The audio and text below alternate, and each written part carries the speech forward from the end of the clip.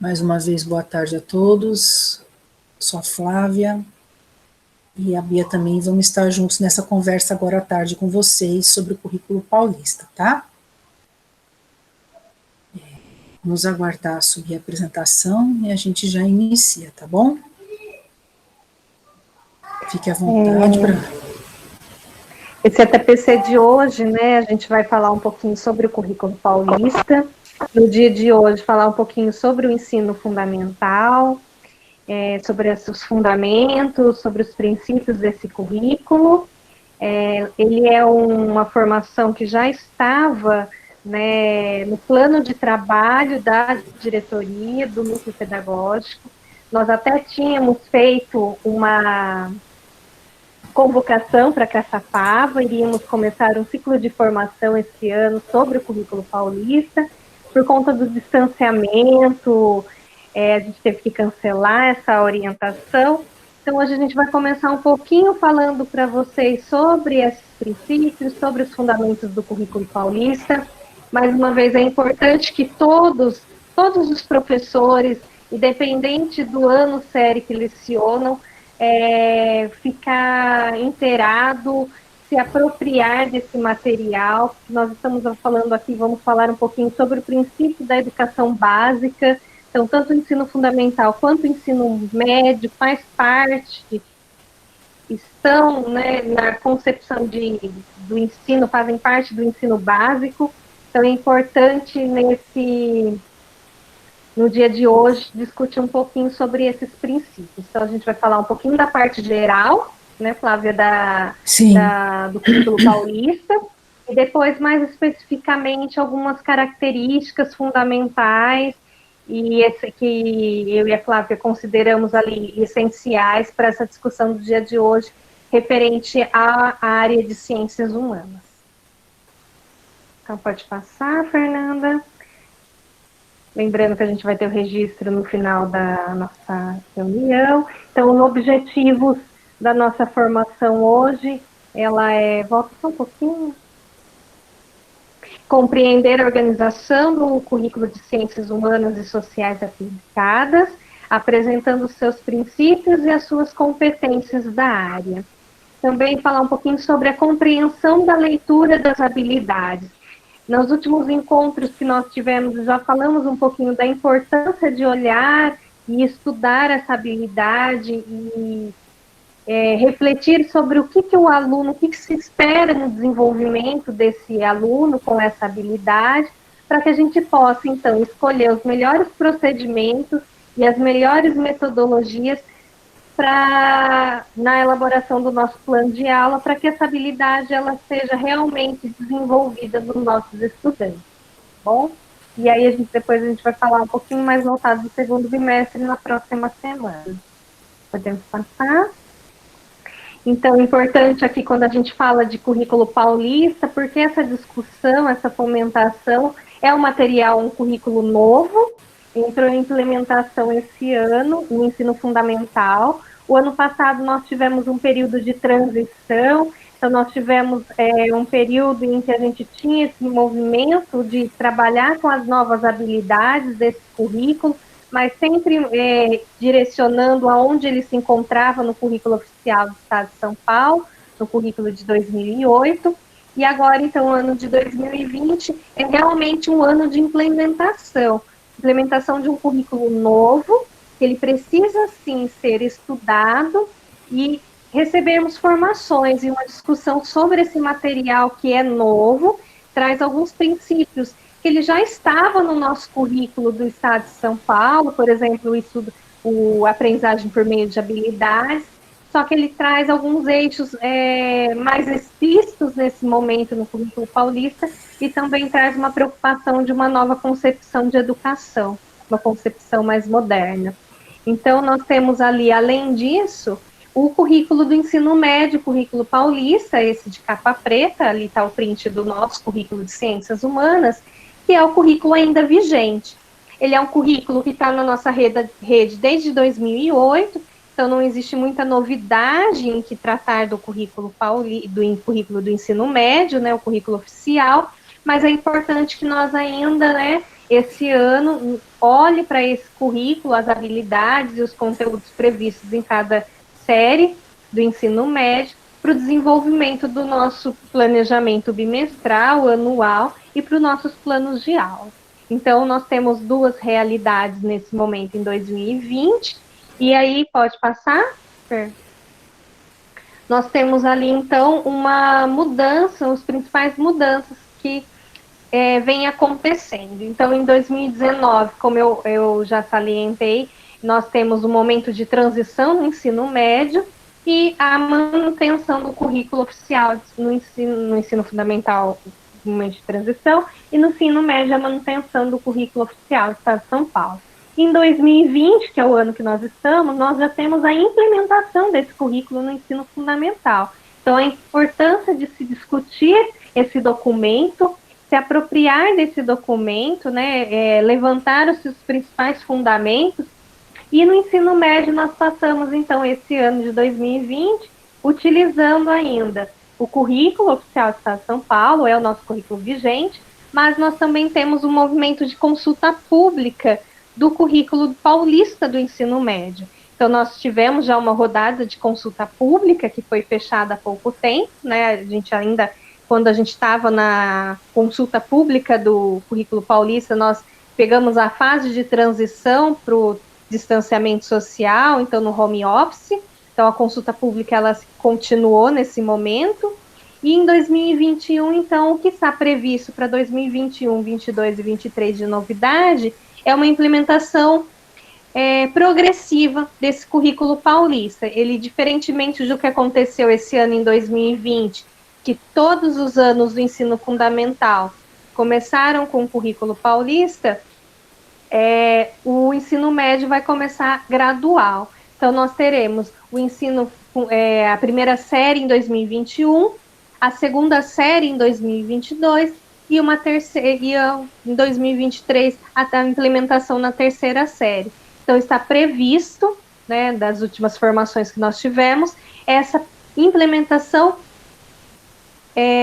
progressiva. Então, a gente vai ter ali 3 anos ainda de implementação desse currículo paulista e de um movimento de transição nas outras séries. Então, o currículo oficial do Estado de São Paulo, ele continuará vigente até 2022, porque a gente vai ter a implementação gradual também. Então, a gente vai ter no ensino médio a partir do ano que vem, ou é o que está previsto, né, das últimas formações, ressalto isso, a utilização de 2 documentos ali.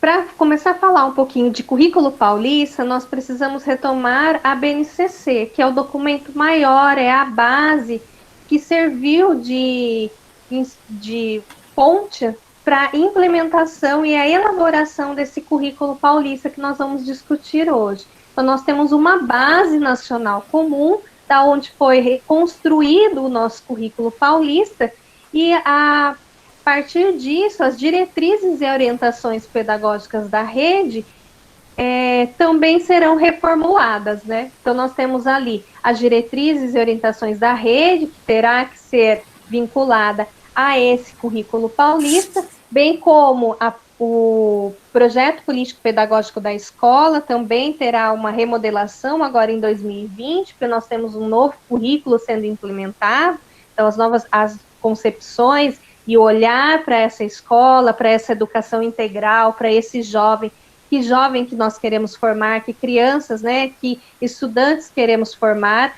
Então, tudo isso vai ser discutido para que possa, então, chegar no plano de ensino, aí sim, né, no professor, quando a gente pensa no plano de ensino desse professor e no plano de aula. Novas concepções no currículo paulista, eles estão bem presentes. Então, essa concepção de escola, do cidadão que a gente quer formar, o que a gente quer entregar, né, no final dessa educação básica, que tipo de indivíduo que a escola está formando, por isso que a gente precisa ter uma reflexão e pensar nesses documentos para que a gente possa, então, realmente ter a implementação e a execução do currículo paulista nas nossas escolas e, lógico, dentro da nossa sala de aula e na nossa sala de aula enquanto professor.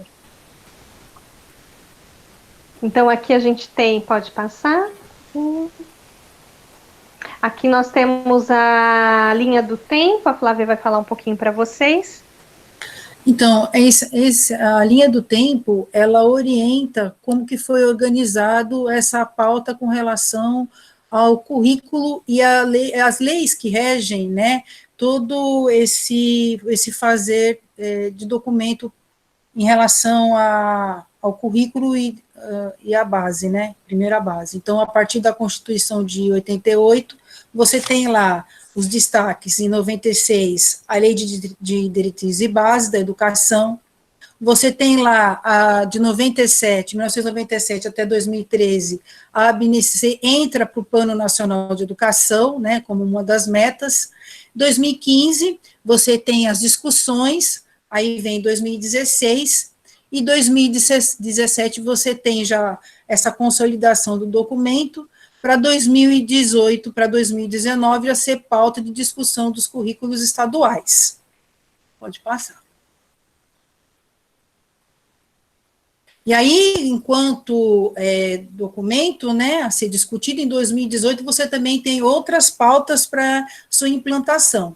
Você tem, a partir de março, ali, o dia D da BNCC nas escolas, né, você tem aí a elaboração ao mesmo tempo desse currículo, você já tem a discussão da BNCC e já a elaboração da primeira versão do currículo também, seguindo ali para setembro, outubro de 2018, a elaboração da segunda versão, e em dezembro você tem o currículo constituído e entregue ao Conselho Estadual de Educação para avaliação. Essas pautas, elas foram para as escolas, para os conselhos, passaram por avaliação, votação, até chegar o texto e ser encaminhado para o Conselho Estadual de Educação. Pode seguir. Aí você tem, em 2019, né, já, você tem a adequação desse documento, o Conselho fez a avaliação, as devidas considerações, faz as alterações, e em agosto você tem a homologação do currículo paulista, agosto de 2019, e em setembro você começa ali já com as formações do currículo paulista, né, aí já em 2019. Então, já estamos em 2020, né, quais são os próximos passos? A Bia já adiantou bem, né, na primeira fala, mas nós estamos aí na nossa implementação, já visto, nós estamos tendo as formações de ATPC, e aí esse documento, ele passa também pelo projeto político-pedagógico da escola, onde que a gente elabora os nossos planos de aula, nossos planos de trabalho, né, e como que isso fica? Em 2021, nós vamos ter a continuidade das formações dos professores, 2022 vai ter a primeira revisão da BNCC, né, enquanto documento, e 2023 também o currículo paulista passa por essa revisão, e se encaminha para 2024 a revisão do Plano Nacional de Educação, né, que começou lá em 2014, né, a pauta das 20 metas para a educação. Aí você também está alicerçado, todo esse movimento está alicerçado numa fundamentação legal, que aí você tem as deliberações, e uma delas é a 169, né, de 2019, em que ela considera lá instituições vinculadas aos sistemas de ensino, Estado de São Paulo devem seguir o currículo paulista da educação infantil e do ensino fundamental. Pode seguir.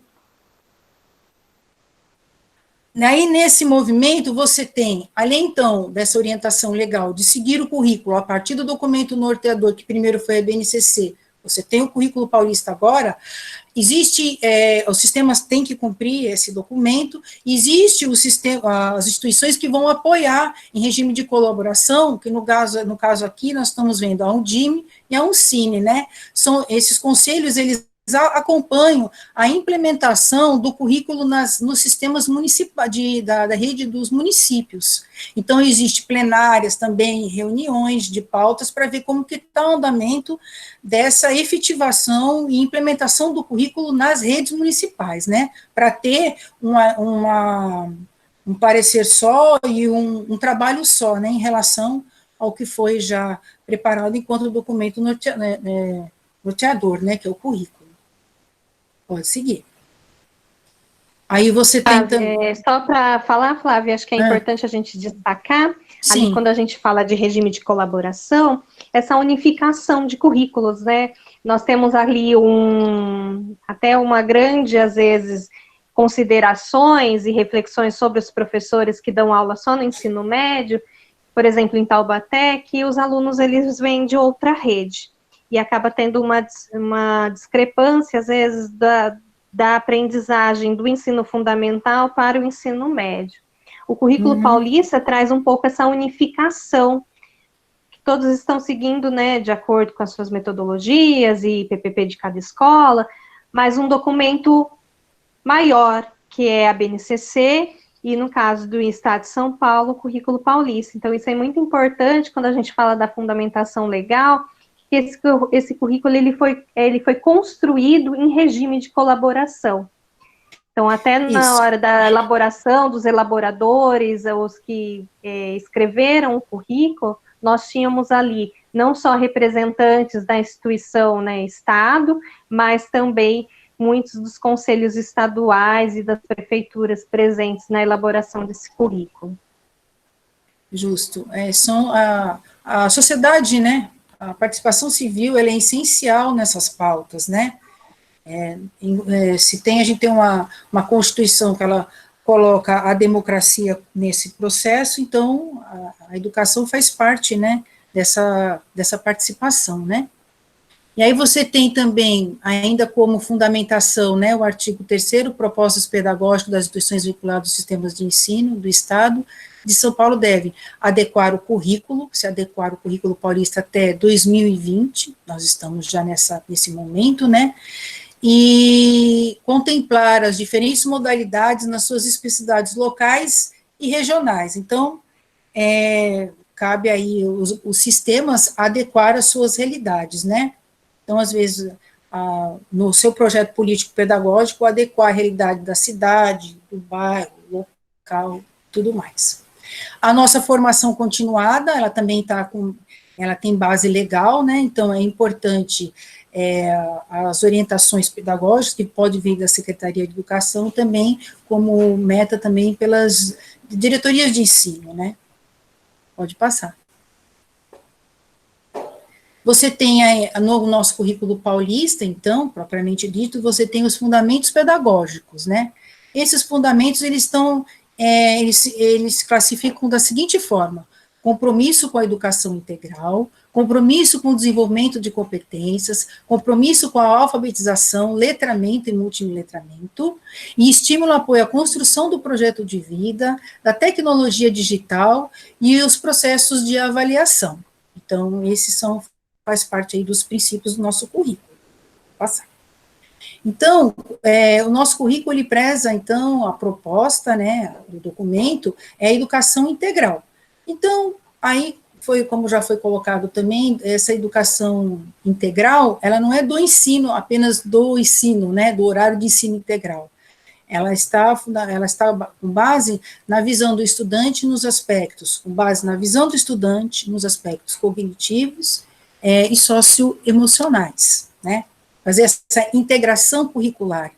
Então, o jovem contemporâneo de hoje, a criança contemporânea de hoje, além de todo o seu desenvolvimento cognitivo, que nós já fazemos na escola, com todo o brilhantismo, os aspectos socioemocionais, eles também fazem parte desse processo, né? Então, as frustrações, as alegrias, as dificuldades, eles são pauta também do nosso dia de serão, e são pauta do dia a dia da nossa sala de aula.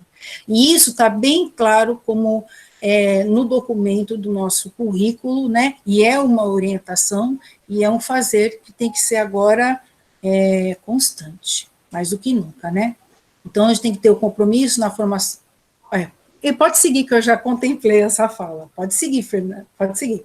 Então, aí, o compromisso da educação integral, o que essa pauta nos esclarece, né? Que além da dimensão cognitiva, nós temos que incluir explicitamente, intencionalmente, a dimensão socioemocional.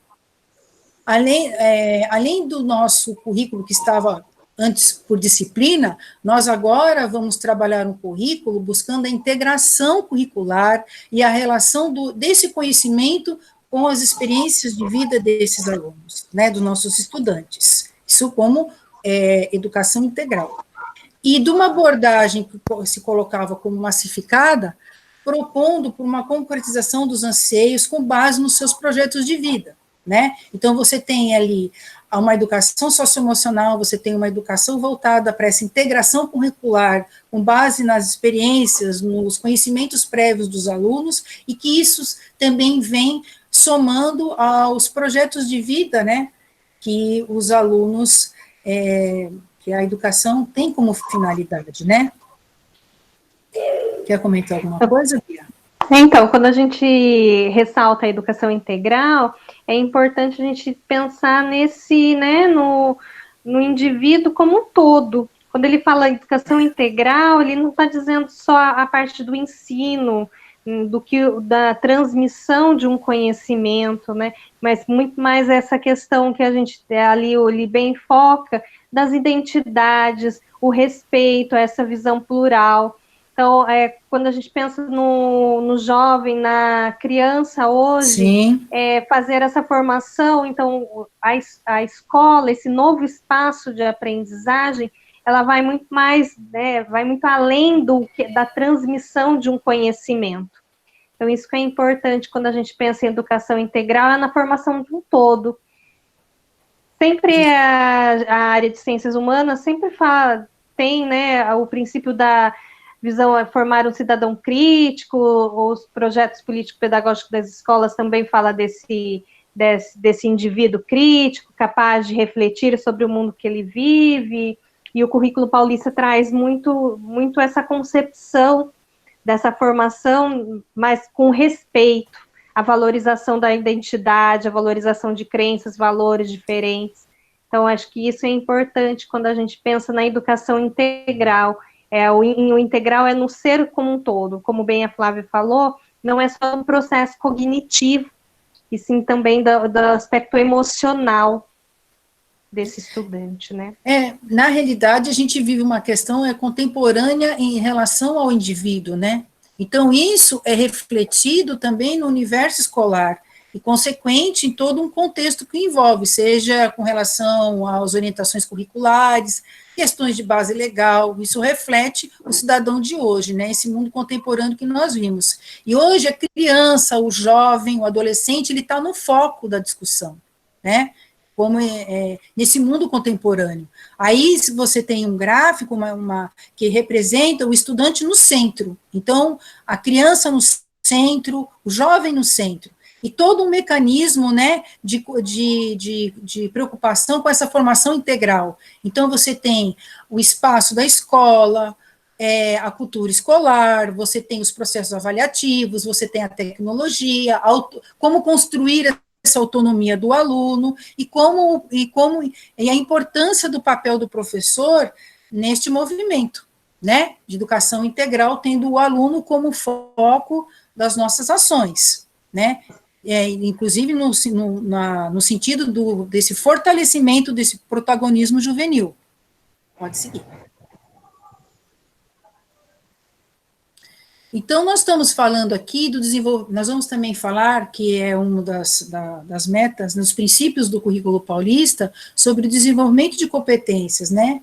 E dentro desse movimento, do desenvolvimento das competências, você tem o saber fazer do aluno.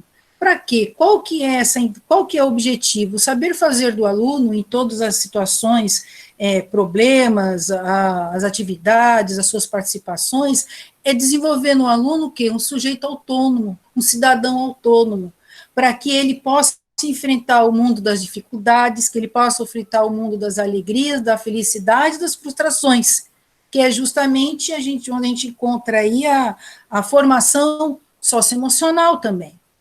Então, ela está envolvida, né, ela é um conjunto, né, as competências, elas formam esses elementos para a formação do aluno, né. Pode seguir. E aí, competência no currículo paulista define como a mobilização de conhecimentos, conceitos e procedimentos, habilidades, as práticas, as ações cognitivas e socioemocionais, as atitudes e valores, né, para resolver demandas complexas da vida cotidiana, no pleno exercício da cidadania e do mundo do trabalho, né, e isso também está alicerçado lá nos nossos 4 pilares da educação, que já vem lá desde de 98, lá da década de 90, né, que é aprender a conhecer, aprender a fazer, aprender a conviver e aprender a ser, né. Então, é interessante que os 4 pilares, né, ele já vem também na pauta que se somou ao documento norteador, que vem a Base Nacional Comum, e por conseguinte no nosso currículo paulista, né, na educação, no nosso caso, da educação do ensino fundamental, certo? E que isso também vai para ensino médio, né, aliás, o currículo vigente também, ele tem, do ensino médio, ele também tem essas bases, né, os 4 pilares.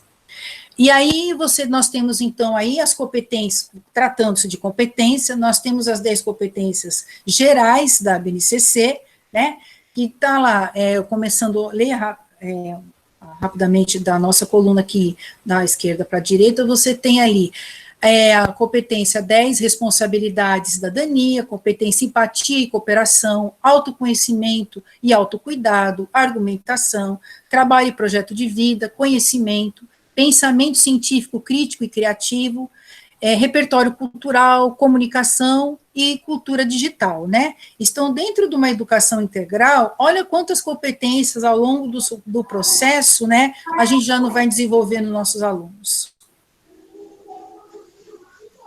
É importante destacar, né, Flávia, quando a gente fala de BNCC, nós estamos falando da educação básica.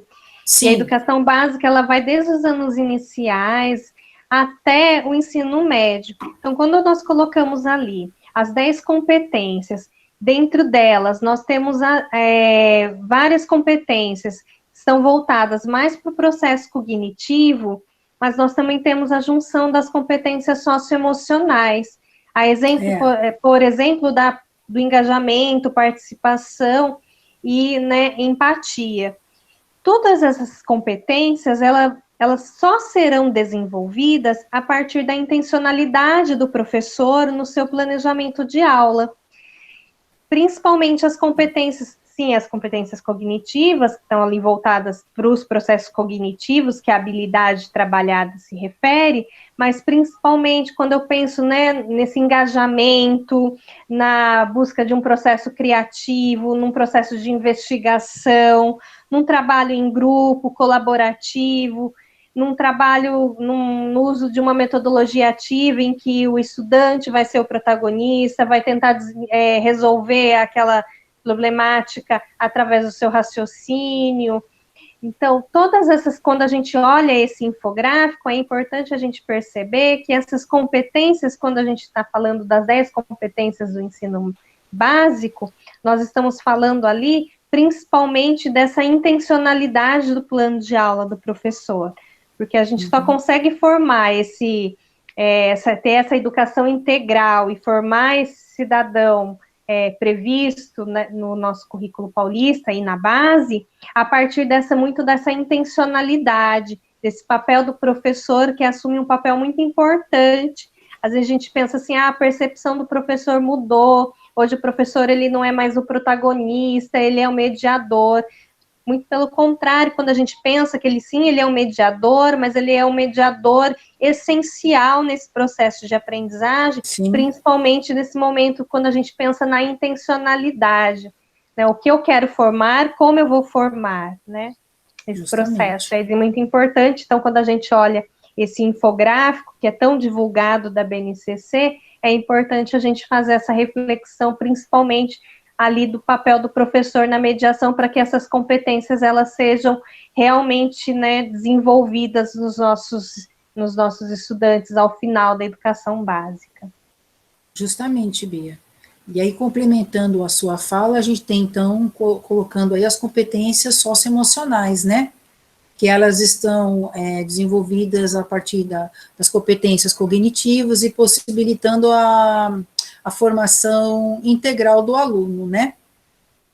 E isso, e aí Isso aí tem, nesse print que a gente colocou, é uma tabela que foi disponibilizada para vocês no momento de planejamento, ela faz parte, tem ali junto com o Inova Educação, que veio, projeto de vida, principalmente componente de projeto de vida, que veio em todos os anos séries, e a importância quando a gente olha as 10 competências socioemocionais ali de cada ano série, não quer dizer que é um professor do componente de projeto de vida que é responsável pelo desenvolvimento dessa competência, não, né? Ele é responsabilidade de todos os professores trabalharem com as competências socioemocionais.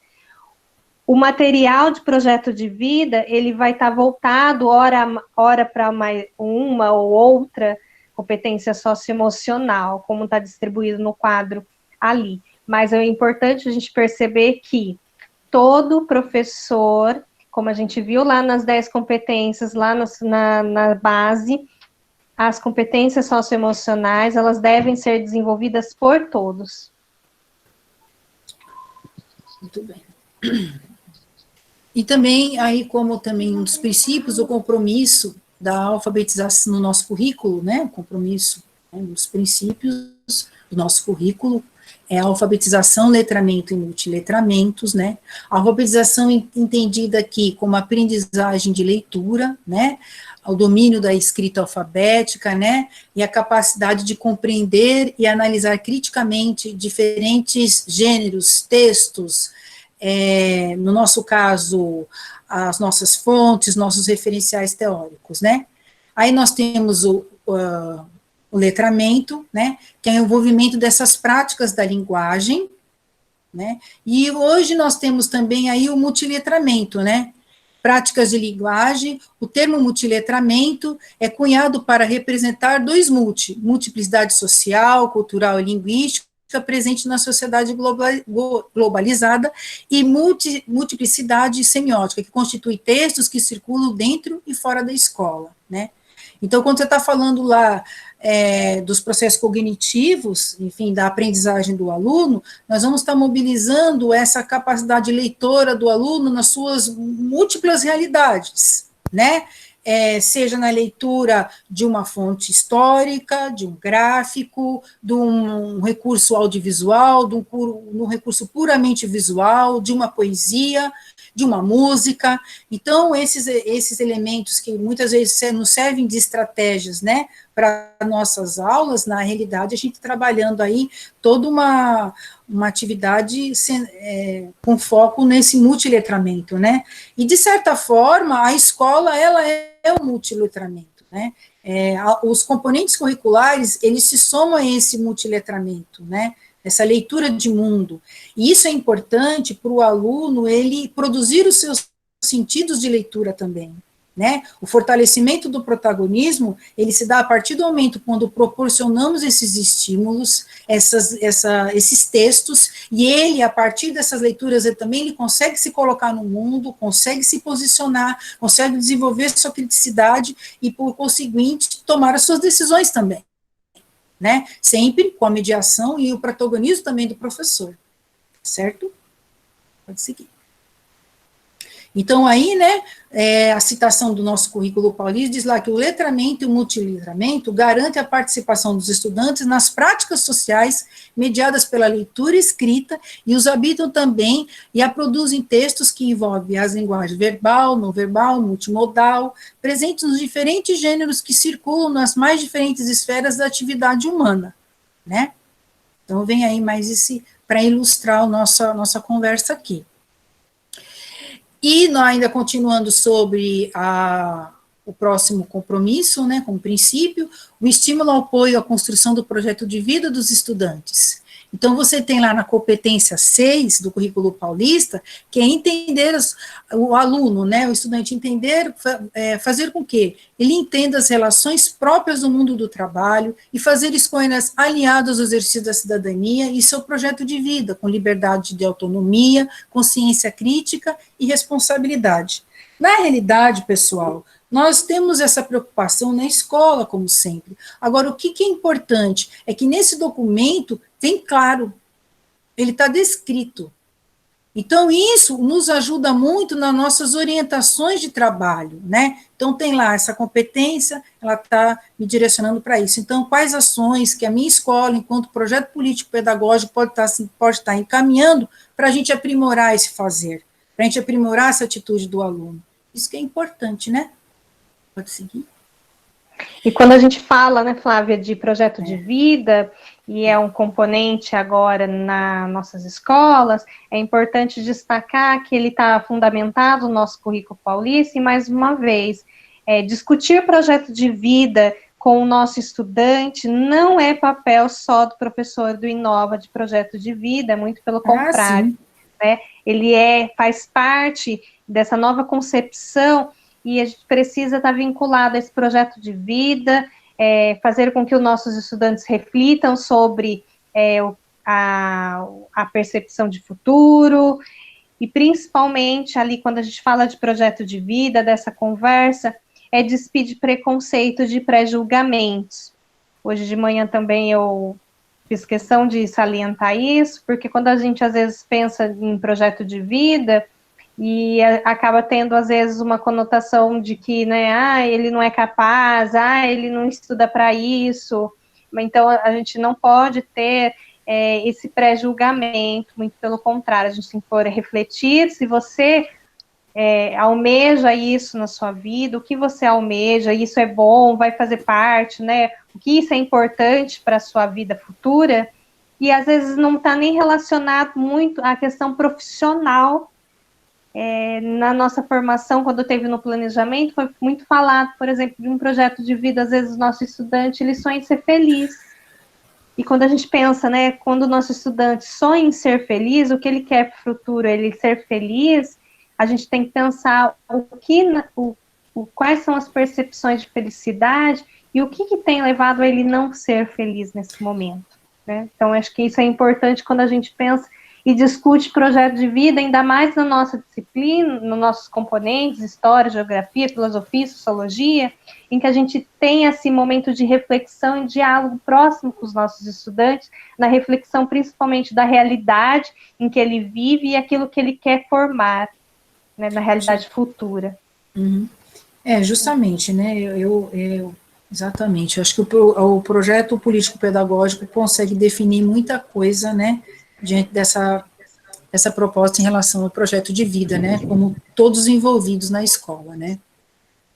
E aí também nós temos o compromisso com a compromisso, né, como um dos princípios do currículo, a tecnologia digital, né. Então, buscar dados, informações de forma crítica nas diferentes mídias. Então, o aluno precisa, né, se apropriar dessas linguagens também, né. E de que forma, né, propor, implementar soluções, envolver diferentes tecnologias para identificar, analisar, modelar e solucionar problemas complexos em diversas áreas da vida cotidiana, explorando de forma efetiva o raciocínio lógico, o pensamento computacional, o espírito da investigação e a criatividade, né. Pode seguir. E aí o processo de avaliação a serviço das aprendizagens de todos os estudantes. Então, o recurso pedagógico permite aos professores, gestores e demais profissionais da educação acompanhar a progressão das atividades, oferecendo subsídios para análise do próprio processo de ensino, ou seja, né, o que nós já fazemos a partir do desenvolvimento das habilidades, né, e isso também fica claro no nosso currículo. Então, de que forma eu vou avaliar?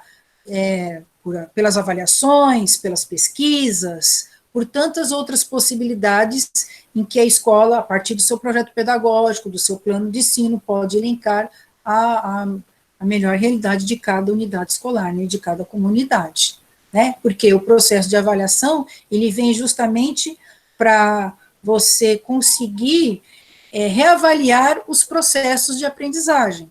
Então, isso também fica claro no currículo, certo? Então, aqui nós temos um resuminho da fala, né, uma síntese do que a gente colocou sobre os fundamentos, em que a gente tem, então, um novo olhar sobre a aprendizagem e também sobre essa sala de aula. Então, hoje a gente tem uma aprendizagem voltada não mais para o ensino, mas sim às competências e habilidades, Para isso, para que a gente tenha, então, um maior protagonismo e autonomia dos estudantes, nós temos ali as metodologias ativas, a utilização dessas metodologias que possibilitam, então, essa maior autonomia e esse protagonismo juvenil, também está ali destacado. Pensamos também numa nova configuração. Quando a gente pensa num novo modelo de aprendizagem, nós também temos que pensar num novo modelo e novo espaço de aprendizagem, que pode passar mais um. A escola, ela não é só, vai além de seus muros, então a aprendizagem, ela acontece a todo momento, ela precisa ser plugada a essa realidade, e principalmente assegurar os direitos de todas as aprendizagens. Aqueles que têm mais dificuldades, aqueles que têm necessidades especiais, precisam de um atendimento especializado, enfim, para todos que a gente tenha, reforce, então, esses vínculos, pensando sempre na empatia, esses nossos estudantes, né, nesse momento de construção de aprendizagem.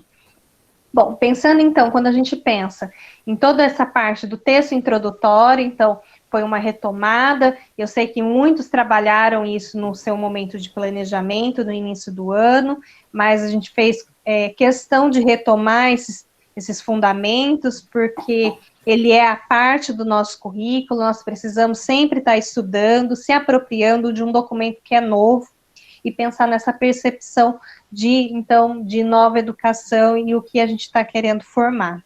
Pensando também no currículo paulista, agora enquanto ciências humanas, nós também fizemos aqui uma síntese, um pouco do que eu e a Flávia, né, através das nossas leituras desse texto introdutório, o que ele traz. Então, a primeira coisa que a gente colocou aqui, nós temos ali as 10 competências gerais da BNCC, que nós já discutimos um pouco aqui nesse momento. Então, foi construído, elaborado o nosso currículo paulista. Dentro desse currículo paulista, nós temos as competências específicas da área de ciências humanas, que são 7. Nós também temos ali o ensino religioso enquanto área de conhecimento, depois a Flávia vai falar um pouquinho sobre essa área. Então, o ensino religioso enquanto área e enquanto componente, ele possui 6 competências específicas de ensino religioso. E quando a gente olha, então, em ciências humanas, nós temos no ensino fundamental, 2 componentes, geografia e história. Geografia tem 7 competências específicas do componente de geografia, e história, ele traz, então, 9 competências específicas de história, 2 a mais do que a BNCC traz 7 competências específicas, e o currículo paulista vai trazer 2 competências além daquelas que estão propostas na base, e depois a Flávia vai discutir um pouquinho mais detalhado, né? Então, quando a gente coloca ali os pontos mais importantes desse texto de ciências humanas, a gente tem o foco no estudante. O foco, quando a gente pensa no estudo em ciências humanas, o estudante terá a oportunidade de compreender as relações entre o tempo, o espaço, a sociedade e a natureza. Essa aprendizagem, ela deve acontecer de que forma? De forma contextualizada e significativa. Então, é importante, quando a gente pensa no ensino em ciências humanas, que essa relação tempo e espaço tão presente na nossa área, ela seja transmitida de uma maneira contextualizada e significativa para os nossos estudantes. Por isso que às vezes é tão importante a gente começar com os lugares de vivência, as percepções que ele tem da própria vivência, para entender as relações, né, mais amplas e em outras escalas do conhecimento. Então, ele também traz essa importância da contribuição para essa formação integral do estudante, que ele tem ali a possibilidade, dentro, né, do trabalho em geografia e história, de reconhecer suas responsabilidades na produção de um espaço que ele é social, político, cultural e geográfico. Além disso, traz também uma percepção do olhar do cuidado consigo, com o outro e com o planeta. Então, a gente trouxe essa parte do nosso currículo que a gente acha tão importante quando a gente salienta essa educação integral. Além de tudo, a gente tem ali, ele dialoga também com a realidade da comunidade, aí assim, retomando aquilo da fala, da realidade local, regional e global, à luz de características, e aí a gente vai falar, né, dependendo do objeto de conhecimento que a gente tenha trabalhando, a demografia, questões demográficas, naturais, temporais, políticas, socioculturais, e os temas contemporâneos que a BNCC traz, e que no nosso currículo ele explicita todos os temas transversais ou contemporâneos, como a BNCC se refere. Pode passar. Então, nós temos aqui as 7 competências específicas da área de ciências humanas. Flávia, Per, por favor. Aqui nós temos, então, a compreensão de si e do outro, de si e do outro, como identidades diferentes, de forma a exercitar o respeito a essa diferença. A competência 2 é analisar esse mundo, né? Esse mundo que ele não é igual, muito pelo contrário, né? A gente tem ali um mundo que a gente tem que pensar nas suas inúmeras facetas, então ali o mundo social, cultural e digital e meio técnico, científico, informacional, com bases nos conhecimentos nas ciências humanas. A competência 3 vem falando um pouquinho sobre a intervenção do ser humano na natureza e na sociedade. A competência 4, ela explicita um pouco a questão da interpretar e expressar sentimentos, crenças e dúvidas com relação a si mesmo, aos outros e às diferentes culturas. A competência 5, comparar eventos em diferentes ou espaços, né, variados, em diferentes espaços, ou acontecendo em tempos diferentes, ou em espaços variados.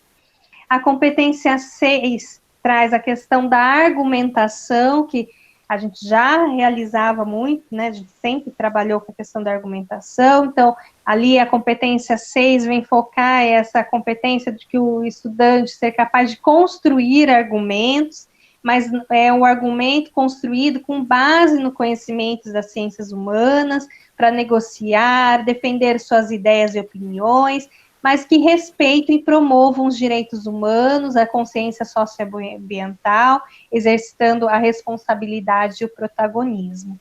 E a competência 7, que vem falar um pouquinho dessa utilização os múltiplos letramentos, é a utilização de diversas linguagens, e ali eles destacam a linguagem cartográfica, gráfica e iconográfica, e diferentes gêneros textuais, que nós, em ciências humanas, trabalhamos, e o currículo paulista vem, então, reforçar a utilização dessas diversas linguagens, até como recurso para entender o tempo presente, passado ou, né, futuro. Muito bom. Quer falar alguma coisa, Flávia? Posso continuar? Não. Pode, tá ótimo. Competências específicas de geografia, então ali a gente tem as gerais, então a gente trouxe um pouquinho as específicas de geografia. Então a competência 1 de geografia, ele traz um pouco essa questão da interação da sociedade da natureza, a partir do espírito de investigação e resolução de problemas. Como eu disse para vocês, nós temos também estudado, trabalhado, se debruçado em cima do currículo paulista, para um plano de trabalho de formação com vocês, professores. Então, acho que é importante a gente esclarecer e fomentar nessa discussão que nós temos, então, esse objetivo de trabalhar esse texto introdutório, essa base comum, e depois também focar um pouquinho nessa questão da resolução de problemas, porque quando a gente fala, e aí a gente vai falar especificamente em geografia, nessa resolução de problemas a partir do raciocínio geográfico. Então, é importante a gente trabalhar um pouquinho sobre isso, e a utilização dos múltiplos também um pouquinho sobre essa questão que, às vezes, a gente fala de resolução de problemas, pode pensar, né, é específico de uma determinada componente ou área, mas em ciências, em geografia, vem bem explícito no material introdutório do currículo paulista. Estabelecer conexões, ela vai fazer parte de um princípio da geografia, mas ele traz especificamente uma competência sobre isso. A competência 3 fala exatamente sobre o que é desenvolver autonomia e o senso crítico para a compreensão e aplicação do raciocínio geográfico. A competência 4 é desenvolver o pensamento espacial, fazendo uso das linguagens cartográficas e iconográficas. A competência 5, sobre desenvolver e utilizar processos, práticas e procedimentos de investigação para a compreensão do mundo, e nas suas diversas características.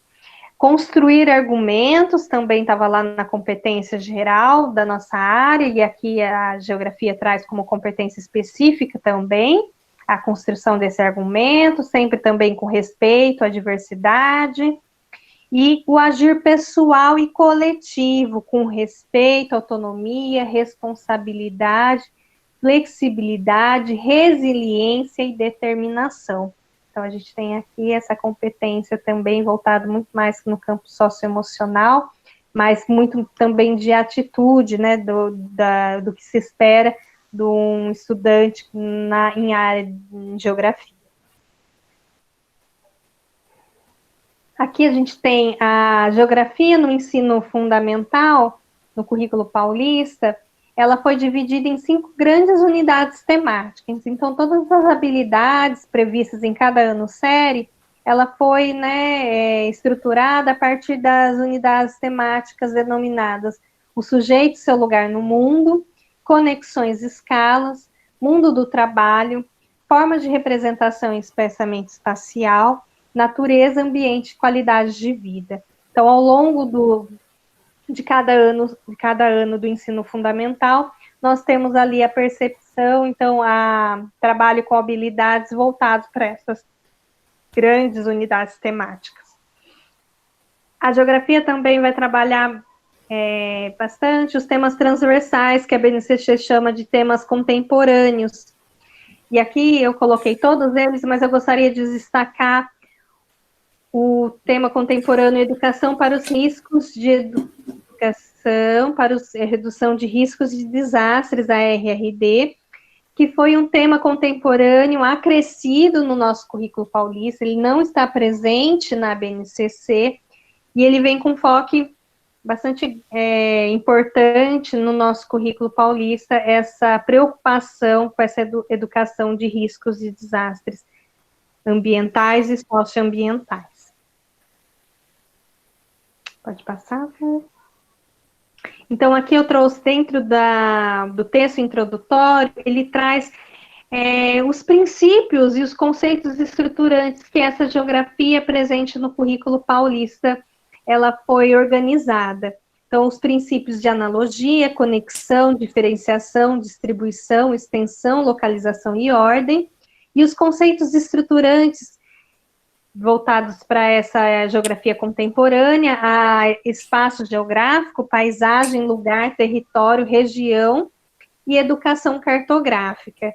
E aqui eu queria destacar, até coloquei em negrito, a educação cartográfica, pois ela, no currículo paulista, ela tem uma característica bem de alfabetização. Desde os anos iniciais em geografia, nós temos a educação cartográfica, essa alfabetização cartográfica. Antes, no nosso currículo, ela era explícita em alguns anos séries, e ela era mais trabalhada em determinados anos, né? Em alguns determinados anos séries.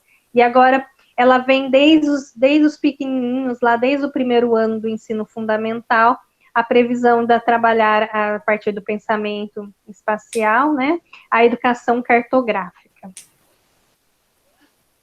Então, como destaque, eu ressalto o pensamento espacial, para a distribuição dos fenômenos na superfície terrestre e na diversidade, através ali dos desafios, né, na resolução de desafios da vida cotidiana. Então, quando a gente pensa no espaciamento espacial, é importante, primeiro, a gente pensar no momento, na realidade vivenciada para o estudante, para ele entender relações mais complexas, a aprendizagem multidisciplinar e articulada com a realidade.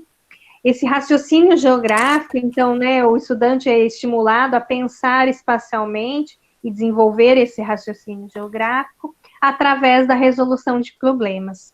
Então, acho que dentro do texto introdutório de geografia, eu gostaria de destacar esses pontos importantes do componente de geografia.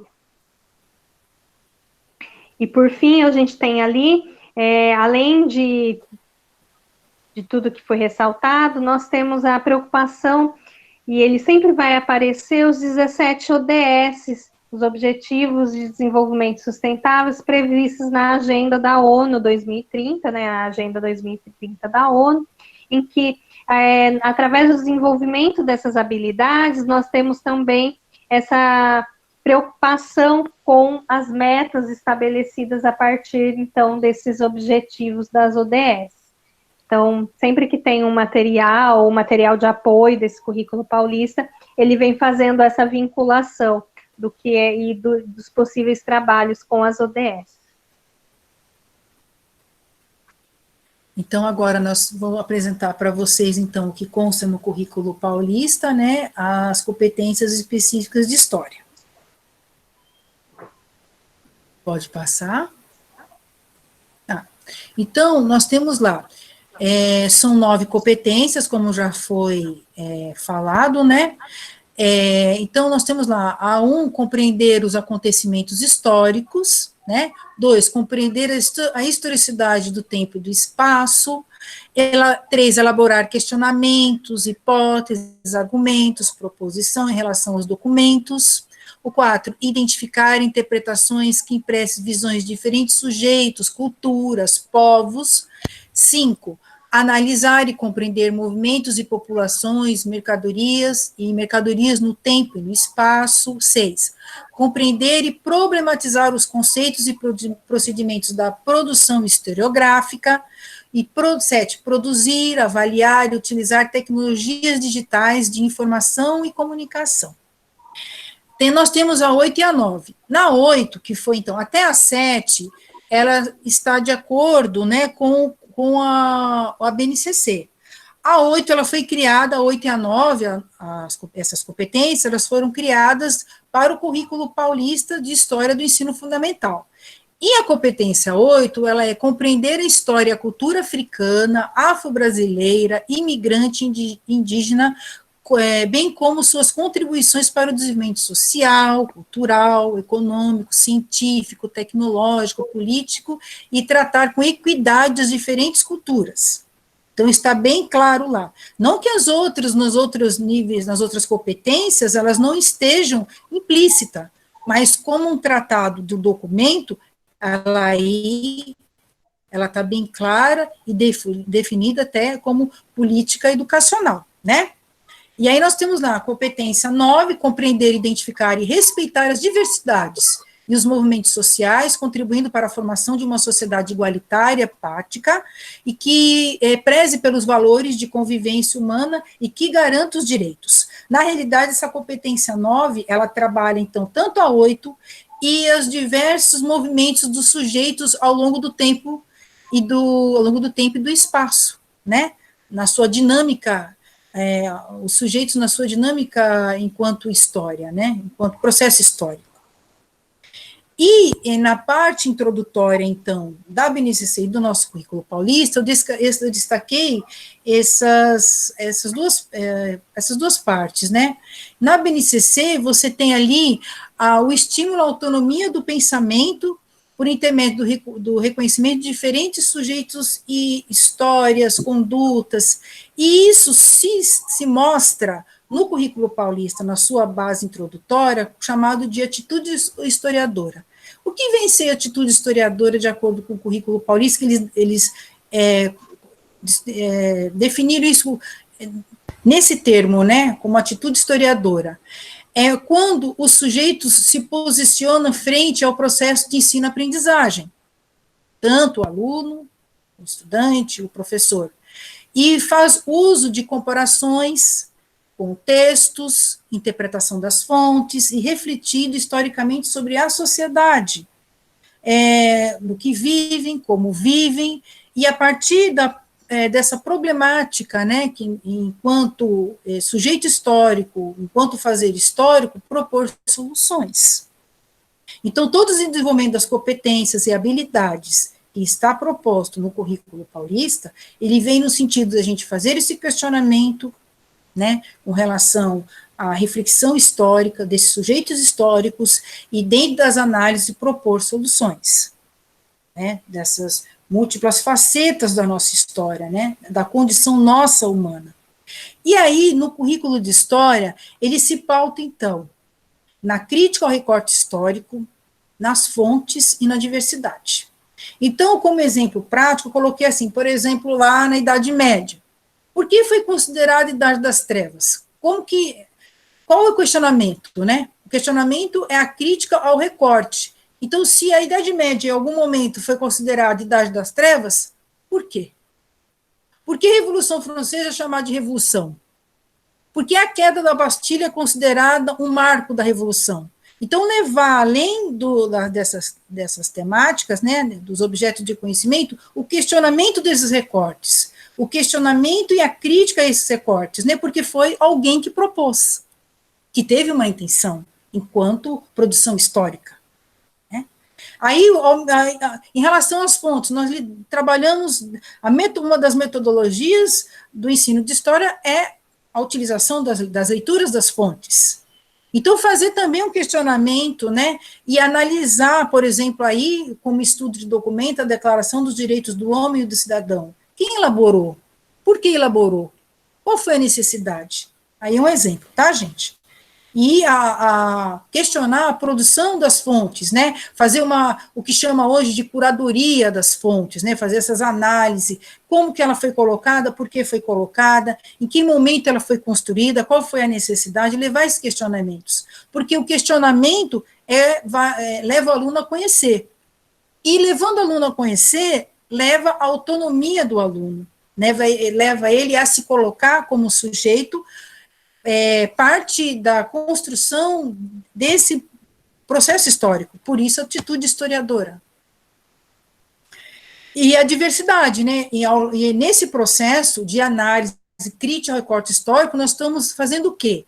Nós estamos tentando compreender, identificar e respeitar as diversidades dos movimentos humanos, os movimentos sociais, os movimentos políticos, né? Levantando esses questionamentos, essas análises, nós propomos aí, a partir da formação desse aluno, uma sociedade igualitária, empática, que preze pelos valores de convivência humana e que garanta os direitos, né? Pode seguir. E eu observei também que no currículo, na realidade, na proposta do currículo paulista, no nosso documento, ele trabalha a questão da ação docente, né? A ação docente enquanto mediador, ela permanece, como sempre, ainda mais na nossa sociedade contemporânea, né? E para muito mais ampliar o nosso trabalho como professor mediador do conhecimento e das aprendizagens junto aos alunos, nós também nos colocamos como um sujeito protagonista, em que fortalecemos as nossas formações, nossa busca pelo conhecimento, porque o aluno, ele é o foco de muita atenção. Então, as nossas formações, elas requerem um apoio maior nesse trabalho, na mediação das aprendizagens dos alunos, né? Então, na nossa sociedade contemporânea, por parte do professor, impõe um olhar inovador, inclusive com questões centrais ao processo educativo. Então, nesse movimento que nós nos aperfeiçoamos, junto aos alunos, nós podemos rever o que aprender, para o que aprender, como ensinar, como promover redes de aprendizagem colaborativas e como avaliar o aprendizado, considerando que, além da educação, então, integral, socioemocional, trabalhar os processos cognitivos, nós temos que trabalhar essa educação colaborativa por meio das tecnologias, utilizando diversas mídias, e o nosso processo de formação, ele é muito importante para fortalecer o nosso trabalho, né? Pode passar. Muito bem. Vai dar para inteirar, Bia? Nós temos aí, quais mudanças vocês perceberam no currículo paulista de ciências humanas? Tivemos permanência? Flávia, eu acho que, então, a gente vai fazer o intervalo? Então, se a gente pode fazer... Ó, nossa formação acaba 4 horas, né? Isso. Então, se for um intervalinho aí de 5 minutos, dá, porque a gente já chegou ao bem adequado, a gente conseguiu adequar o tempo. Uhum. Então, acho que a gente podia, como a gente está tendo 3 ATPCs, a gente combinou de fazer o intervalo, tá? De 5 minutos, então a Isso, gente vai dar uma pausa de 5 minutinhos para quem precisar ir no banheiro, beber encher a garrafinha d'água. Bia, Oi, Bia, oi. Bia, só cinco pois não? minutos, tá? 5 minutos, isso, 5 minutos, tá bom? Eu vou dar para pôr o cronômetro aqui. Deixa eu ver se eu... Tá ótimo. Então, vamos. Flávia, olhando no relógio, no meu Sim, 15h17. Agora, tá bom? isso. 5 minutos, 17, 18, 19, 20, 21, 22. Tá bom, então 15h22 a gente volta. Isso.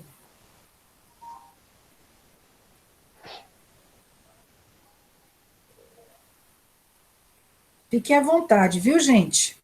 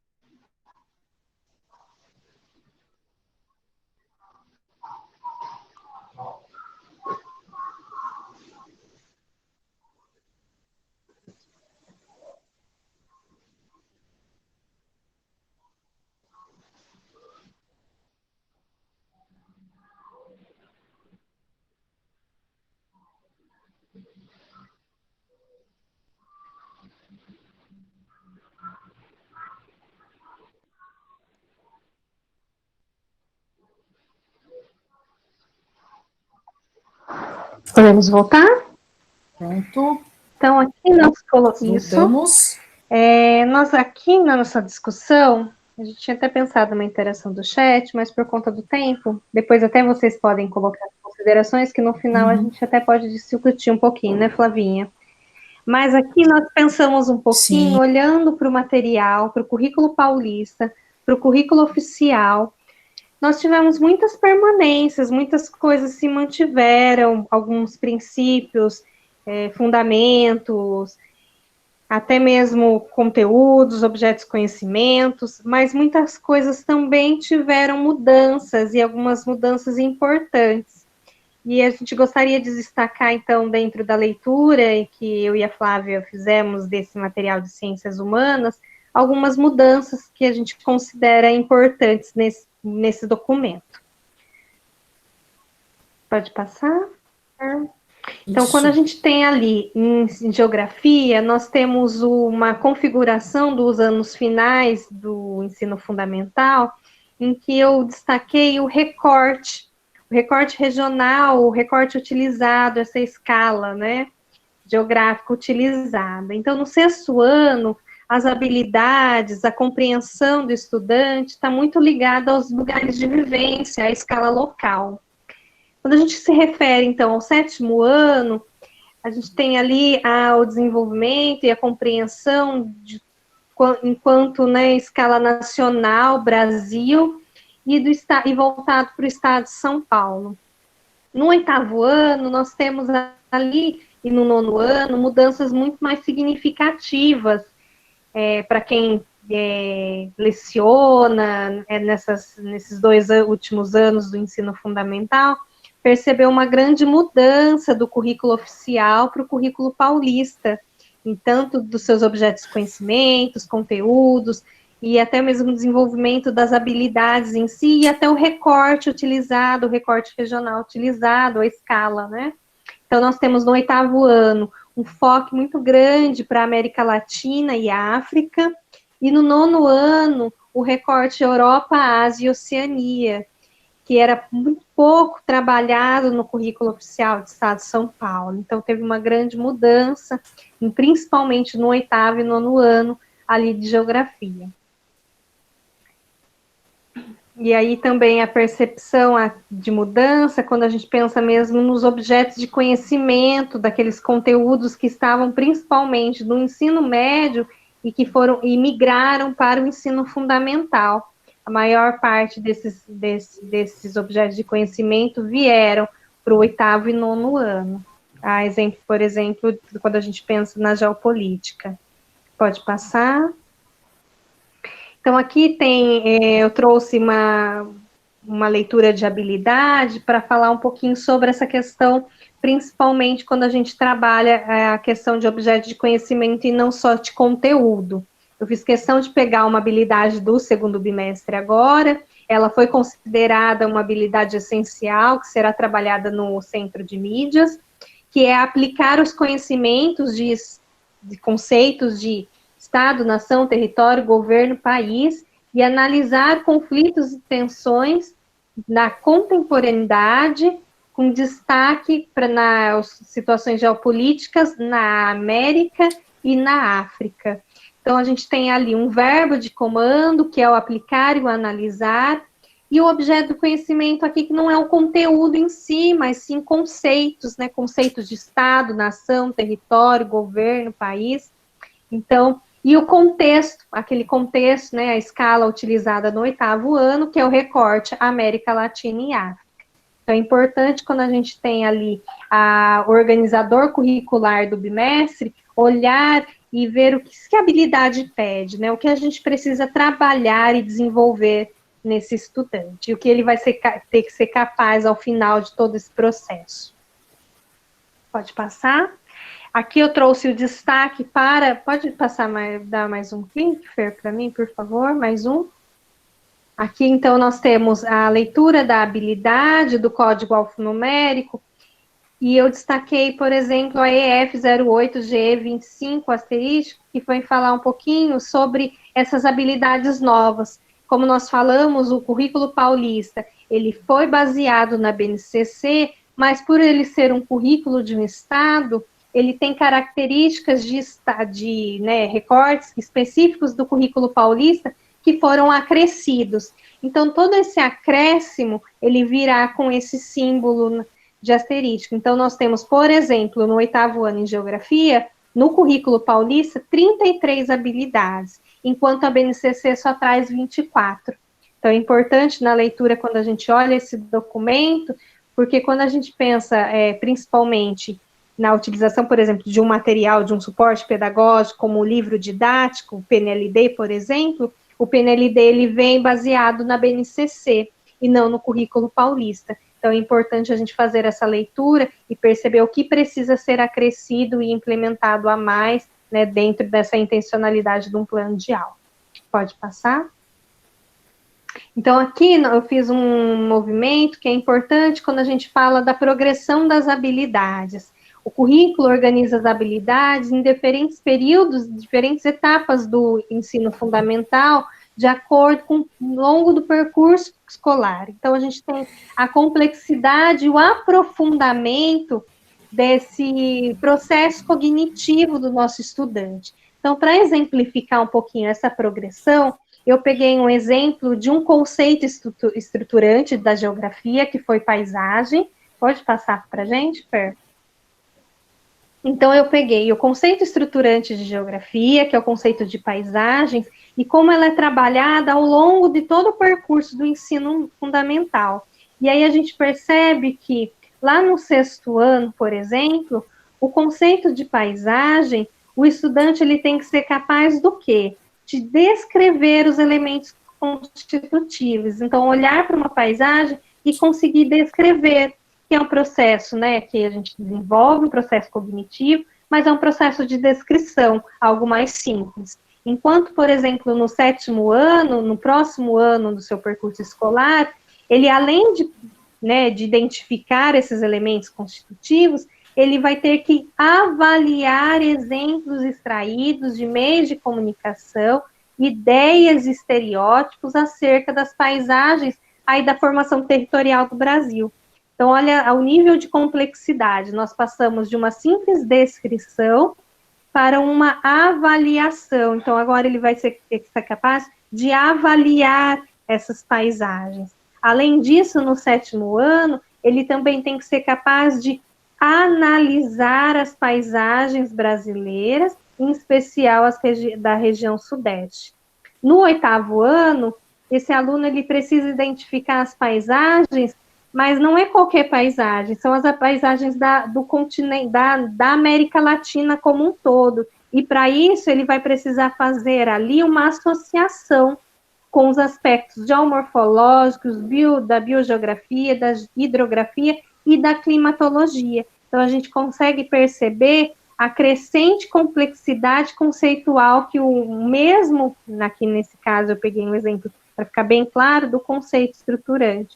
E no 9º ano, o estudante ele vai ter que ser capaz de identificar essas paisagens, só que agora um pouco mais distante da vivência dele, que são os continentes, né, Europa, Ásia e Oceania. Esse mesmo movimento eu fiz quando a gente pensa um pouquinho na alfabetização cartográfica, e aí eu fiz questão de trazer desde lá da educação dos anos iniciais, lá do primeiro ano. No primeiro ano, o aluno ele já tem ali na unidade temática, formas de representação e pensamento espacial, a utilização e elaboração de mapas simples. Lógico que lá no primeiro ano ele vai utilizar o corpo, o próprio corpo como né, como referência. E depois ele vai elaborando mapas de vivência, depois ele é capaz de identificar pontos cardeais a partir do seu lugar de vivência, até chegar, por exemplo, no 9º ano, em que ele tem que ser capaz de analisar projeções cartográficas, anamorfoses geográficas, que já é uma desconfiguração, né, da forma geográfica, e de mapas temáticos. Então, um nível de complexidade muito mais alto. Então, a gente percebe que, ao longo de todo o percurso escolar, ele tem ali uma crescente complexidade conceitual e a progressão. E essa progressão a gente consegue observar em geografia muito pelo verbo, né, o verbo de comando, que é o processo cognitivo, que eu grifei para vocês em negrito, e também no recorte, na escala, também tem né, uma forma de ampliação muito grande nesse processo. Pode passar. Então, agora, vocês estão me ouvindo? Sim. Tá, então tá joia. Então, em história, no currículo de história, eu descrevi, fiz a leitura e eu descrevi os componentes, né, no componente de história, em grandes temas. Esses temas, se nós observarmos o currículo de história, ele não está elencado da maneira posto aqui no currículo, porque os temas em história são vários temas. Eles não são como na geografia, está em 5 grandes temas. Nós observamos para cada grupos de habilidades, você tem temas e objetos de conhecimentos específicos. Mas esse referencial eu peguei de um artigo do professor José Alves Freitas Neto e também pela professora Jane Teodoro, que eles foram os relatores e os colaboradores da ABNCC de História. E eles categorizaram a partir desses grandes temas, os nossos temas, nossos diversos temas, né? Então, nos anos iniciais, tem o eu, o outro e o nós. No 6º ano, você tem o mundo antigo e medieval e seus contrapontos. Então, vai lá, só para voltar, nos anos iniciais, ele pode estar estudando a sua comunidade local, né? Ele pode estar estudando primeiro o seu bairro, depois sua comunidade, seu município, né? No mundo antigo e medieval, além da antiguidade e da Idade Média, ele pode estudar os seus contrapontos, que são, por exemplo, analisar o povoamento na América, né? Áfricas de sociedades europeias, no 7º ano, que são os renascimentos, descobrimentos, lógicas de sociedade, onde ele começa a comparar e passa a ter contato com o mundo de hoje, a partir do 7º ano.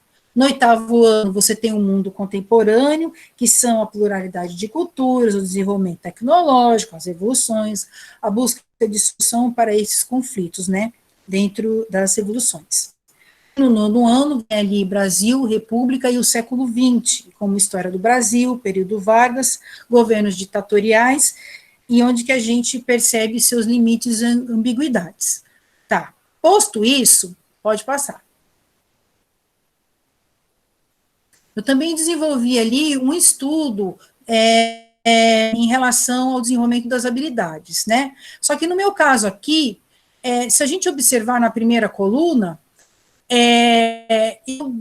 você tem ali as unidades temáticas, né, que elas não se confluem em uma só, e eu vou desenvolvendo, elas vão se distribuindo de acordo com os objetos de conhecimento, né, que tá.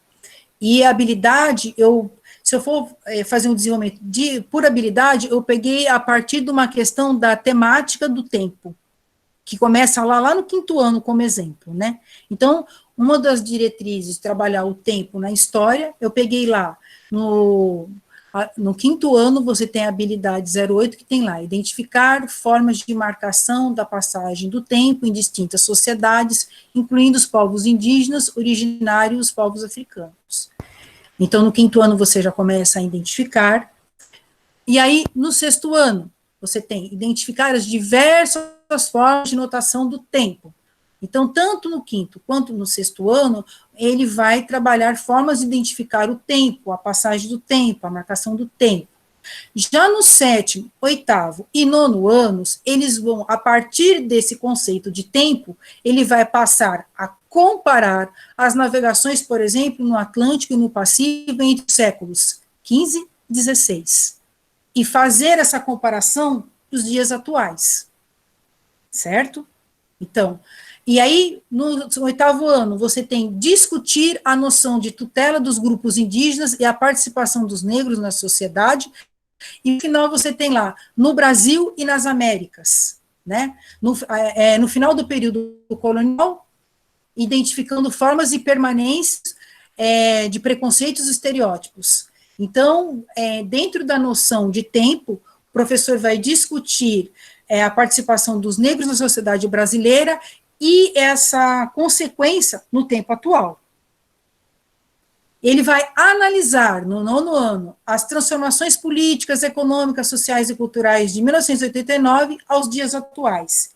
Então, de acordo com o nosso trabalho em relação ao tempo, nós vamos identificar, nós vamos comparar, nós vamos discutir de acordo com nossos objetos de conhecimento e de acordo com nossa intencionalidade. Então, nas nossas unidades temáticas, nós vamos ter lá o desenvolvimento das produções, da produção das narrativas, né, e as habilidades com foco na ação docente, sempre com intencionalidade. E esse desenvolvimento das habilidades, ele precisa estar planejado com estratégias objetivas e claras, né? Pode passar.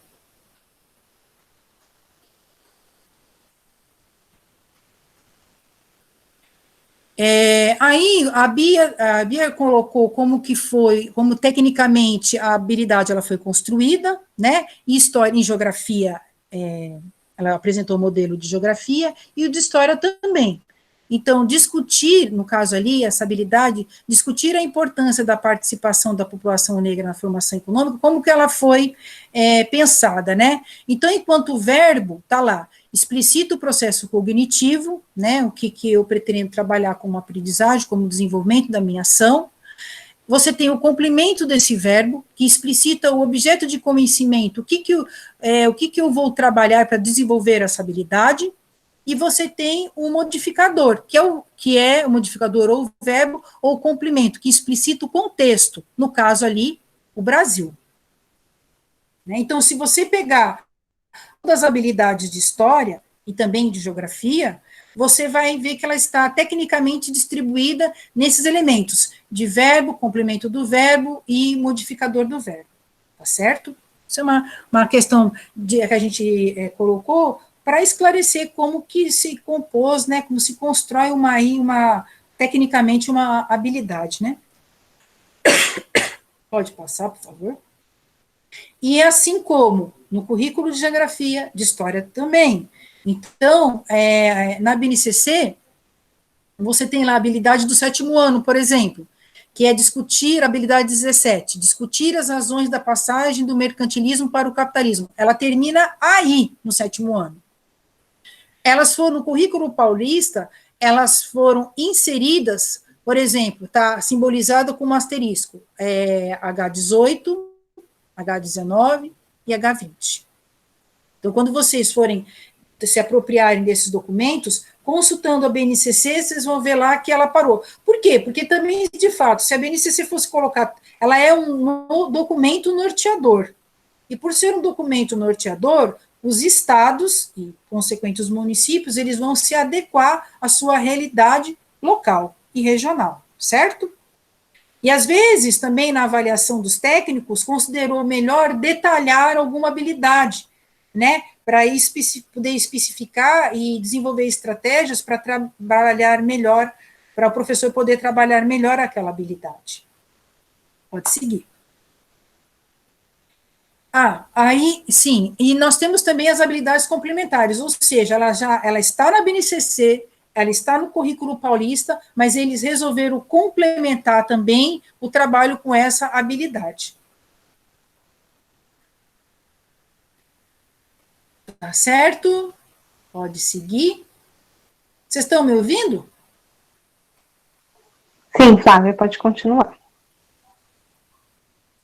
Então tá certo. Bom, então, agora eu vou falar um pouquinho do ensino religioso, né? E eu vou estar colocando para vocês por que ele se colocou. Ele faz parte das ciências humanas, né? E eu vou estar explicando para vocês agora como que ele se configura no nosso currículo paulista. Então, o ensino religioso, ele é um componente curricular, como nós encontramos no currículo paulista. Então, enquanto área, ele se encontra como linguagem, dentro das ciências humanas, também ciência da natureza, matemática e ensino religioso. Isso enquanto área. E também, isso, enquanto área de conhecimento, certo? Pode passar? Enquanto componente de ensino religioso. Então, ela se constitui como área ao mesmo tempo e como componente. Em relação às aulas de ensino religioso, ele está alicerçada na Constituição, no seu artigo 210, que a matrícula do ensino religioso, ela é uma matrícula facultativa, o governo, os estados, ele oferece, mas ele é de matrícula facultativa, né? Ela na BNCC estabelece também como componente nuclear de oferta obrigatória nas escolas públicas de ensino fundamental, eu disse, mas com matrícula facultativa. Pode passar. Então, é o seguinte, no ensino religioso, como ela vai se caracterizar como área? Então, primeiro, ela faz parte das ciências humanas e sociais. E ela consta como notadamente como ciências da religião, né, como ciência das religiões. E qual que é o papel dela enquanto área? Bom, ela vai investigar as manifestações dos fenômenos religiosos, das diferentes culturas e sociedades, enquanto um dos bens simbólicos resultantes da busca humana por respostas aos enigmas do mundo, da vida e da morte, né? Independentemente da confessionalidade. Isso enquanto área. Então, nós temos uma proposta muito interessante do ensino religioso enquanto área, que, além, claro, de fazer parte das ciências humanas, notadamente das ciências e religiões, ela faz parte de um processo, de uma proposta histórico, filosófica e antropológica. Então, enquanto área, ela está bem definida. Agora, enquanto componente curricular de ensino religioso, também ele está muito bem definida nos seus objetivos, que são proporcionar a aprendizagem dos conhecimentos religiosos, culturais, estéticos, propiciar conhecimentos sobre o direito à liberdade e à consciência de crença, desenvolver competências e habilidades. Veja bem, nosso currículo é gerido por competência e habilidade, né? Que eu já vou, inclusive, explicitar para vocês. Então, desenvolver competência para o diálogo entre as perspectivas religiosas e contribuir para o que Lacan também construa seus sentidos pessoais de vida a partir dos valores, princípios éticos de cidadania. E eu coloquei em caixa um pouco mais destacado aí, porque o ensino religioso, no seu currículo, está bem destacado também, que a aprendizagem tem que ser oportunizada também para os estudantes com deficiência. Então, dentro do princípio do ensino religioso, do componente enquanto área, nós temos que incluir todos os alunos, né? E existe a lei que ampara, que é a 13.146, que é a Lei Brasileira de Inclusão. Bom? Pode seguir. E aí, como eu já mencionei, está aí as competências do componente curricular do ensino religioso, que trabalha desde os anos iniciais até o 9º ano. Então, você tem lá, primeiro, conhecer os aspectos estruturantes das tradições, das filosofias religiosas, filosofias de vida, compreender e valorizar e respeitar as manifestações religiosas e filosóficas. 3, reconhecer e cuidar de si e do outro na coletividade, da natureza, enquanto expressão e valor da vida. Conviver com a diversidade de crenças, analisar relações entre as tradições religiosas, os campos de cultura dessas tradições religiosas. E 6, debater, problematizar, posicionar-se frente aos discursos e práticas de intolerância, discriminação, violência de cunho religioso.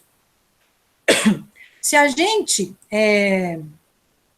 parar para pensar, o desenvolvimento das competências de ciências humanas se depara com as competências também do currículo de ensino religioso, né? E, consequentemente, de história, consequentemente, de geografia, né? Então, tudo conflui. Pode seguir. Tomar uma aguinha, né? Que é bom. Então, vamos lá. O ensino religioso nos anos iniciais, já que a gente está falando dessa proposta curricular para ensino fundamental, do ensino fundamental, todo o seu ensino fundamental, você tem lá, no primeiro e no terceiro aninho, você trabalha identidades e alteridades. Olha que graça. Percepções da distinção entre o eu, o outro e o nós. Olha que nós já falamos sobre isso. Nós já falamos isso no currículo de geografia, nós já falamos isso no currículo de história, agora nós estamos falando no componente curricular de ensino religioso. Nós temos as manifestações religiosas do primeiro ao quarto ano, olha quanta coisa dá para trabalhar, né, lá. Respeitar as experiências e manifestações religiosas. E no quarto e no quinto ano, você tem crenças religiosas e filosofias de vida, que, por sinal, esta temática, ela é trabalhada em todos os anos do componente curricular. Crenças religiosas e filosofias de vida. E aí você tem, no sétimo ano, manifestações religiosas, místicas e espiritualidades e lideranças religiosas. Aí você tem, no sexto e oitavo anos, filosofia e religião, com tradições ou culturas religiosas, né? E meio ambiente e religião você tem lá no nono ano, que é onde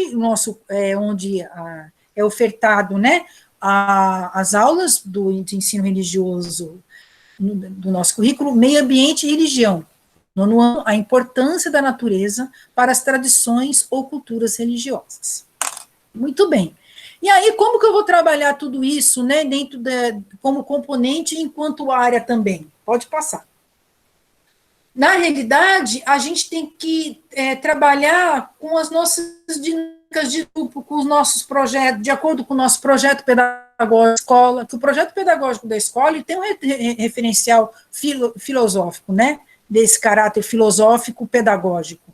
Então, o trabalho com o ensino religioso, ele vem para agregar o cuidado de si e com o outro, dentro do campo da espiritualidade e relacionado às dúvidas da existência. E isso é muito importante destacar, dentro dos aspectos históricos, filosóficos e antropológicos, né? Se os questionamentos e dúvidas surgirem, ótimo, é aí que a gente vai trabalhar essas temáticas, é aí que a gente vai trabalhar esses conceitos, né? E o aluno, ele gosta, ele gosta de se envolver por essas temáticas que faz parte da existência de vida, de todos nós, né? Eu coloquei aí uma forma bastante ilustrativa, porque a gente tem que ser feliz e tornar as aulas de ensino religioso, assim como os demais componentes do currículo, prazeroso e feliz. Então, nós envolvendo nas dinâmicas, envolvendo nos questionamentos, nessa resolução de problemas, e assim por diante, né? É isso. Muito obrigada por enquanto. São 10:04. Isso, eu vou pedir para as meninas colocarem o formulário de avaliação, e não sei se a Elisete ainda está, gostaria de dar uma palavra. Não, eu estou sim, acabei de abrir o microfone. Eu gostaria de dar os parabéns a vocês, dizer para os professores da importância dessa formação continuada, considerando que nós iniciamos esse ano o trabalho com o currículo paulista, E, e a cada oportunidade que nós temos de estudo, de parar, de verificar, é de ampliar o nosso olhar e a nossa corresponsabilidade, porque ele é o documento norteador dessas aprendizagens lá na escola, porque nesse momento de trabalho remoto, muito mais favorecer esses planos de aulas de vocês, de onde virão os roteiros de estudos para os alunos, focado no trabalho dessas habilidades. Vocês têm ouvido na formação, direto com a secretaria, muito em habilidades essenciais, e isso cabe a cada um de nós, professores, fazer o estudo dessas habilidades essenciais requeridas para o bimestre, para podermos elaborar os nossos planos. Então, quero dar os parabéns à Flávia e à Beatriz, que de uma maneira bem tranquila, bem serena, com leveza, fizeram essa discussão com vocês, e dizer para vocês que o momento não é fácil, mas que nós estamos juntos. Na semana que vem nós teremos uma formação que trata da gestão do tempo, dentro da concepção desse currículo. Então, meu agradecimento, Flávia e Beatriz, às meninas que estão no apoio, porque a gente não faz sozinho, né? Precisa de um apoio. E meu agradecimento a vocês, professores, por estarem investindo nessa formação continuada de vocês. Grande abraço, Bia. Eu preciso sair, porque eu tenho uma outra reunião de diretor de núcleo agora. Beijo grande, fiquem com Deus, tá? Parabéns, meninas. Muito obrigada. Obrigada, Elisete. Obrigada. Reforçando, a Fernanda já colocou o slide da avaliação do formulário, peço para que vocês respondam. Acho que o formulário está errado aqui, né? O formulário da manhã. Tá, peraí. Nós já colocamos o link. Então, Fer, tira esse para não gerar confusão. Isso. É porque, só para os professores saberem, hoje de manhã eu tive um problema de conexão, aí a Fernanda que está passando, mas acho que, né, as meninas estão colocando no chat, por favor, pegar. A gente fica à disposição de vocês para tirar qualquer dúvida. Eu só gostaria de reforçar que hoje, no momento de formação, nós tivemos uma fala do ensino fundamental, também está previsto uma fala para o ensino médio, né, para a gente falar um pouquinho sobre o que a gente já tem do ensino médio, a organização do tempo, como a Elisete bem colocou. Então, a formação de semana que vem, ela está pautada, a próxima nossa formação está pautada em trabalhar isso com vocês, mas é importante a gente começar, né, quando a gente fala de currículo paulista, o que já está implementado, para depois a gente pensar no que está sendo discutido.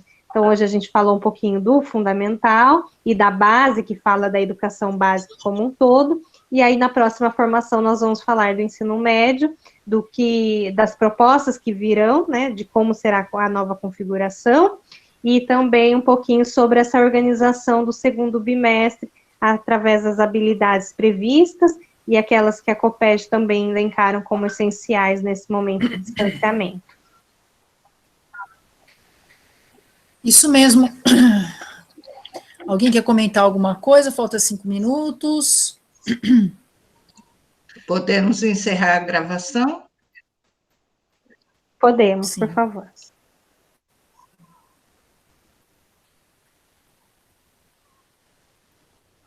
Eu queria comentar uma coisa.